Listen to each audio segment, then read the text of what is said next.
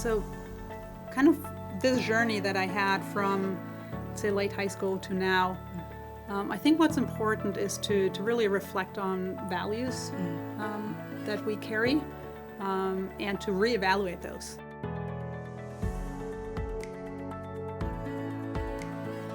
Hello, and welcome to Engineering the Future, a show from the McKelvey School of Engineering at Washington University in St. Louis. I'm Sean Ballard, science writer, engineering enthusiast, and part-time podcast host.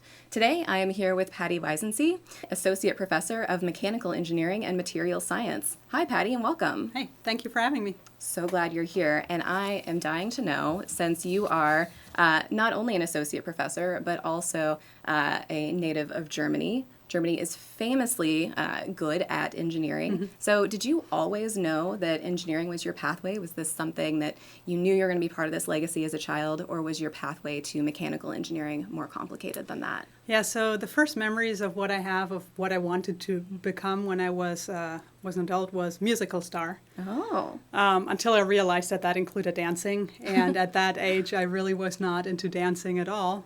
That has changed since, but back then, definitely no. Then later on, I really wanted to become a marine biologist because I loved dolphins, whales, later on sharks. Then I kind of, towards the end of high school, veered back towards music. So I ditched the musical, just thought music would be great. But I realized that making a living off that is challenging. And also it tended to be a little bit too emotional for me. Engineering seemed like the safer option. Where a lot is really more objective. And that seemed the better fit. And I'm glad I chose that because it clearly worked out well. Right. So it was not super linear from the get-go, but that once I had decided that would be my path, it has been fairly linear. Okay, amazing. And so you've talked about this journey, sort of thinking about different career options and finding your way into engineering. Once you knew that, what was your journey like, sort of from undergrad research in Munich, right, and then all the way here to St. Louis? Yeah, so I did undergrad research during my undergrad in Munich, and I didn't really enjoy it at all, actually. Oh no! Yeah, it was computational work, so using a software to analyze different mechanical parts. And it was basically kind of a plug and play at that point, wasn't really the math behind it, and I did not enjoy that. Then I had the opportunity to do an exchange program with UIUC, so University of Illinois Urbana-Champaign. That's a partner school of TU Munich. So I went and did a master's there, actually, as part of the exchange, and did research in material science. It was experimental research, and I really enjoyed it. Okay. And my professor at that time, my advisor, he suggested that I should think about doing a PhD because apparently he liked how I approached the research. And when I went back to Germany, I did an internship at Siemens, and it was exactly in the field that I thought I wanted to go into, solar engineering. But something was missing. It felt like it was kind of repetitive, boring to a certain extent. And so at that point I realized, PhD is probably the right way to go. Okay. So then I was thinking about where to do my PhD. I decided not to do it in Germany because it's very hierarchical there. And I had experienced here in the US how it is to have kind of more peer-to-peer level conversations with your PhD advisor or with your research advisor. And I like that. So I went back to Illinois, mechanical engineering department at that point for my PhD. And then in my third year of PhD, WashU reached out to me saying that they had this opening in thermal fluid sciences and that I should apply. So I did. I got an offer, and here I am. Amazing. Okay, I love that. And as a fellow UIUC grad, I feel like the Alumni Association is going to be going crazy for this episode. So great for them. You're welcome. So can we dig in a little bit more to that? You mentioned the research style at UIUC, and I presume here, right, you've brought that with you. Yes. Can you tell me more about that style? What is that style that characterizes your research? So to me, it's important that the students kind of have a little bit of autonomy, but still have guidance as well. So in Germany, they have a lot of autonomy, but that's primarily because in many cases, not in all, but in many, the professors aren't available. And so to me, it's important. So I have weekly one-on-one meetings with all of my graduate students, so PhD and master students. And that where we talk about the research, but also other things, right? Other goals they have, struggles they might be going through, etc. So having these personal connections is to me very important, which also means that my group size is not humongous. So that's just the way that I see it best fitting for me. And ideally, hopefully also for the students so that they can learn along the way and then become really, towards the end of their PhD, in the topic that they've chosen better than me, right? That they know more than I do at that point. Okay, yeah, I love that for them. And that seems like a very supportive way of running a lab, right? I imagine if we asked your grad students, they would say like, hopefully. I hope so, right? Yeah, we can follow up with them. So, okay, you've talked about your research style. And so let's get into the research in particular. What exactly is thermal fluid dynamics, your sort of big umbrella field, and how did you get into that?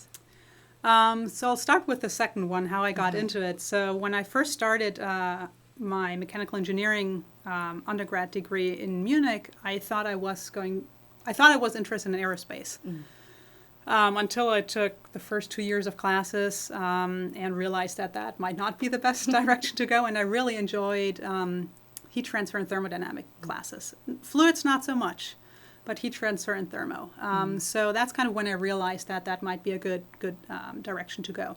Now, thermofluid sciences. So fluid means anything with a liquid or a gas. So how it moves in space, how it interacts with a surface, for example. Thermal means heat, so temperatures, basically. Think different temperatures. And so thermofluid sciences looks at how different temperatures, for example, influence how a fluid moves or how it behaves. Okay. It includes phase change, so for example, condensation, where I go from a vapor into a liquid, or the opposite direction, for example, when I boil water, that's a phase change process. And how I can, for example, modify surfaces to get the behavior that I want. Okay.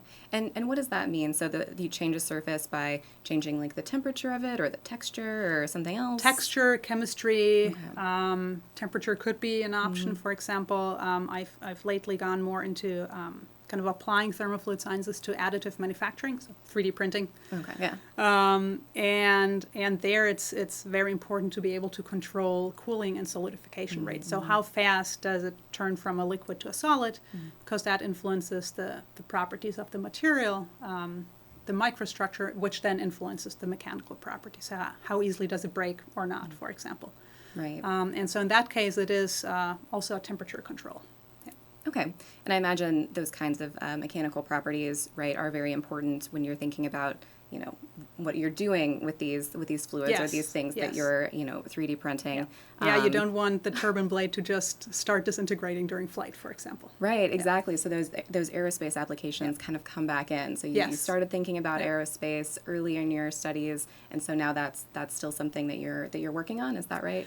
Not specifically, so not directly. My research is more on the fundamental side of things, so really understanding the physical processes. But people use 3D printing of metals, for example, for turbine blades. GE is a big example. They have really reduced the complexity of turbines by 3D printing them. Okay. Well, that's wonderful. Given all the news about bad things that can happen to airplanes, thank you so much for your service and making sure that stuff doesn't just break apart. We love that. You've accomplished a lot in a short time. I've written about, various awards and, of course, your recent promotion to associate professor, all wonderful things. What accomplishments are you most proud of so far? What projects or, whatever you're working on that you've done that you're like, that's the thing? Yeah. So, it's kind of two parts. One maybe sound a little bit cliche, but really my PhD students, especially the two that already graduated, in the 5 years between when they started in my lab and then when they graduated, the progress that they've made, not just in the research, like not just in the science that they've really developed, as a researcher and as human beings. So they really, by the time that they graduated, were very independent researchers with great thought processes, and that was really fun to watch how they went through that. The other aspect that I'm pretty proud of is that you mentioned, right, accomplishments. That I was able to still have a very healthy, what I would call healthy work-life balance. So my approach is kind of roughly a 40-hour week, because I realized that my brain just needs the breaks, and I'm not efficient if I work significantly more than that. And yes, I'm efficient in the 40 hours that I work, but that has to be it, basically. And so I do believe that there's a stigma in academia and in other jobs as well, that if you work more, you get more done. Maybe I would have one or two more papers, but I might probably not be happier or healthier. So that is actually something that I'm proud of, that I was able to maintain that boundary that I set. But do you think that that push that you sort of feel in academia and in elsewhere, is that something that is sort of uniquely and maybe horribly American? Like, are you bringing a very much needed European perspective to your students in this way? Yeah, yes and no. So Europe does tend to have more vacation time, for example. So somewhere between 20 and 30 days, work days of vacation time is standard. Now in France, for example, I've heard, I haven't experienced, but I've heard that you can't be in the lab overnight, for example. That so seems like a good thing. They force you to leave in the evening and have an evening. That being said, people over there still work a lot, right? Maybe not in the lab, maybe they then work at home. But for me growing up, my dad, he's not in academia, but for him, weekends were family time. And evenings were family time most of the time. So that's just how I grew up. And it seemed to work in my family, so I decided I'll keep that. Whether it's American versus European, not necessarily, I think. Okay. I love that. And I'm sure, again, your students appreciate that, because that can be, what you say about burnout, right? I think more people are recognizing that now. And it's a problem, right? It's a societal problem. Yeah, it's huge. And so, wherever you are, if you're working yourself too much, you're not going to be putting out amazing research. You're going to have planes falling apart on you. Yes, right? That's exactly. the thing. That's my through line here. So in this work-life balance, which sounds amazing, and I will be all following your example, I hope, you do some very exciting stuff. I have heard that you are an accomplished singer and dancer. So back to your early days thinking that music was the thing for you, you have continued that. Yes. What does that look like for you? What are you involved in those areas? Yeah, so I started piano when I was 7, and I still have a piano at home. But I started singing in choirs at age 10. And I've basically been singing all the way through now, with once in a while a short break, like COVID obviously put a break on choirs. But when I went to get my PhD in Illinois, I joined 2 choirs there, sang in opera productions. Here I joined the WashU choir. So that is just an emotional outlet, I would say. And there's actually science or research about it, that the joint breathing in actually syncs your heart rates and is for some reason makes you happy. Okay, I love that. When your brains sync up or something like that. So to me, that is an emotional outlet. And then you mentioned the dancing, right? As I said at the beginning, as a kid and teenager, dancing was about the worst thing for me to do. Like, I hated it. But then in high school, towards the end of high school, I've actually had to take dance lessons because we have a graduation ball, and you're expected to dance with your parent of the opposite gender. And so I didn't want to embarrass myself, naturally. So I took dance lessons and realized I actually kind of enjoyed it. It was more structured. So I do ballroom dancing. So it's fairly structured, and I like that. But then undergrad, I didn't have time. Engineering is a major where you do have to study a lot. So I stayed with choir, but I didn't continue dancing. But then in grad school, I wanted something that was a social outlet and also moving, get my exercise in. So I joined a ballroom dance club, grad student dance club. And when I moved to St. Louis, I found also a dance studio and continued dancing, and now I help teach beginner classes. Oh, amazing. Okay, that's so great. Well, I may have to take one of your classes because I am a disaster. Pretty much all things that require coordination of any type. So it's all about practice. Right? It sounds like. And if you could go from, disliking it to now being an instructor, that is very hope-inspiring for me. There's hope yet. Amazing. So in and out of the lab, curiosity, collaboration, being part of a social unit where you're supporting each other, whether it's with your students or your groups, your choirs or your dance classes, those seem to be important themes for you. How do those values influence who you are and what you do as a researcher or otherwise? Yeah. So you mentioned curiosity. That's actually an important one. So I am kind of a child inside. So I love having fun, having the curiosity, really enjoying small things. If I see a bug, I go and look at it, which I feel like adults often lose, this joy in small things. But that curiosity, obviously, in research is very important, along with perseverance. But the communication and social aspect, so the interesting thing is that I'm actually pretty introverted. Not necessarily a shy person, but an introverted person. But I do realize that communication is important, right? People can read your mind. And maybe the German in me tells me that, being upfront is good, basically saying what you mean and then acting upon what you're saying. Right. Because if you want something of people, you have to tell them what you want. Right? We can read minds. So that has been an approach. For some people, especially Americans, I might be a little bit too direct. Oh, I have not observed that about you at all. But so far, so basically being direct, being very honest, dependable, those are very important traits for me that I think translate pretty well into research as well. Yeah, those seem like very important things, like in a dance partner or research partner, right? If you can't trust them to not step on your toes or dump your beakers all over the ground, right? Nobody's perfect, but those seem like great things to have in all those areas. So I'm sure they're much appreciated by the folks doing that stuff with you. All right, so we've talked a lot about your approach to research and what dynamics or what fluid dynamics is. What do you wish more people knew about that field, either broadly or what you specifically do in fluids? So I think I'll answer more the broadly way. So when people on the street or, when they meet me at dance class or something like that, and they ask me what I do for a living, and I tell them I'm a professor for mechanical engineering, their eyes widen and they're like, oh, you must be so smart. Which is true.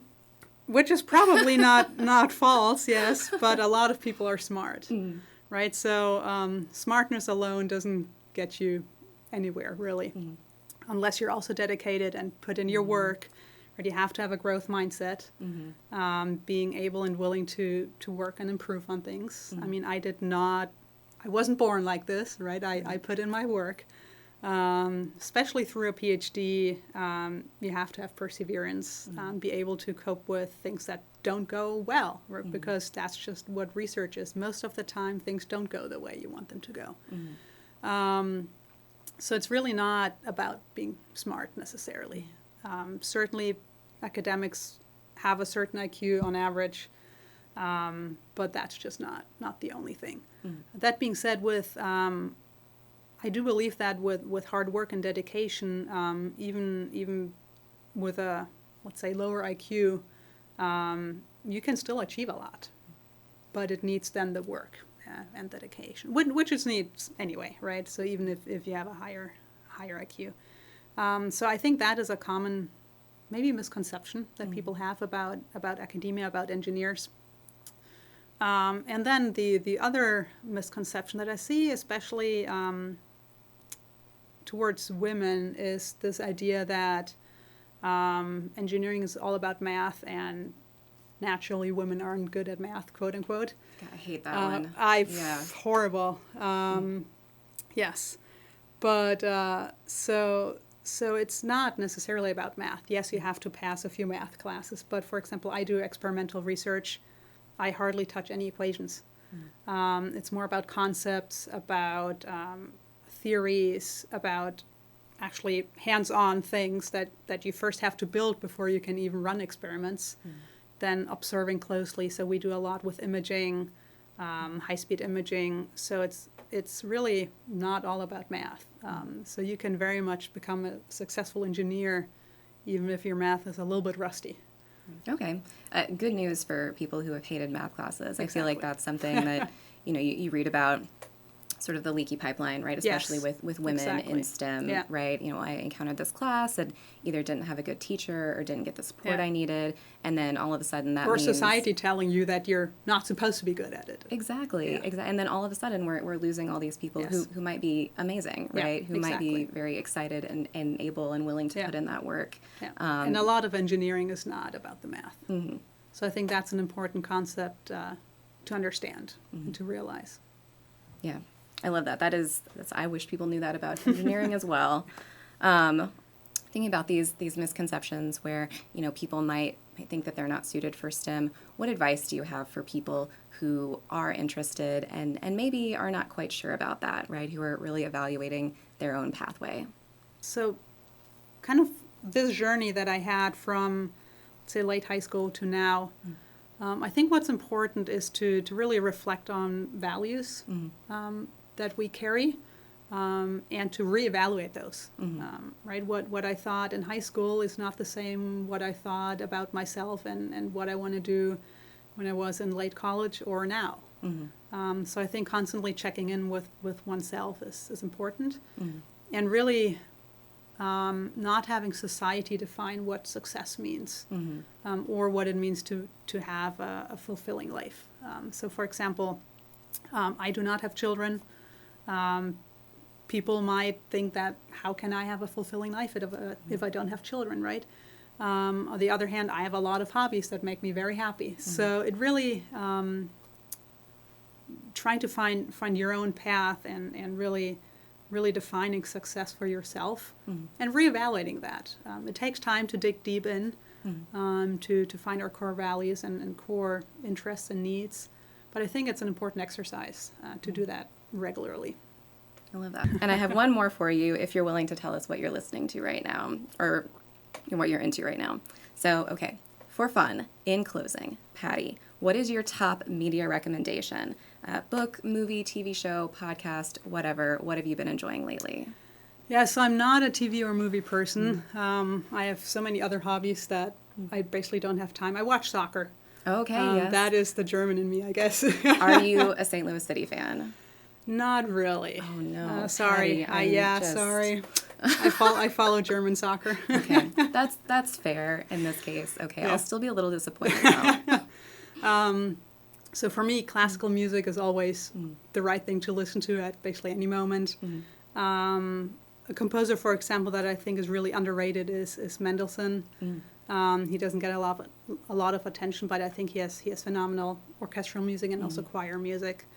To me, early music as well, so Baroque period music, also something that doesn't get that much attention, even though the summer, the Opera Theater of St. Louis actually had a Baroque opera on their program, which I really appreciated. They're not very often played, so naturally I went and visited that. Books, not big of a reader either. So to me, really, media is usually listening to music. Maybe reading some blogs about mindfulness, kind of neuroplasticity is something I've been reading about, how to change habits, things like that. Gosh. Do you have any tips for us from what you've read? Nothing concrete yet. I'm still working on that. Okay, fair. Me too. I guess one thing is thinking more about gratitude, right? Kind of on a daily basis, thinking about what we're grateful for. Really helps, I think, with seeing the positive sides of life. I love that. So do you keep a gratitude journal or something like that? I started with that, yes. Okay, amazing. That seems like bite-sized enough that even That is doable. Yeah, exactly. like anybody yeah. Small can do it. steps, small steps at a time. Yeah. Okay, wonderful. Well, I love that. Thank you so much for coming to the show my today. pleasure. You've given me a lot to think about, gratitude journaling and otherwise. So I hope that you'll enjoy some St. Louis City games in the future, but we won't wait on that. And the meanwhile, again, thank you, and good luck with all of your future things and your research. I look forward to the next paper that comes out and you continuing to keep the airplanes not breaking apart in the sky. I'll try my best. Thank you you. so much for having me. Sure.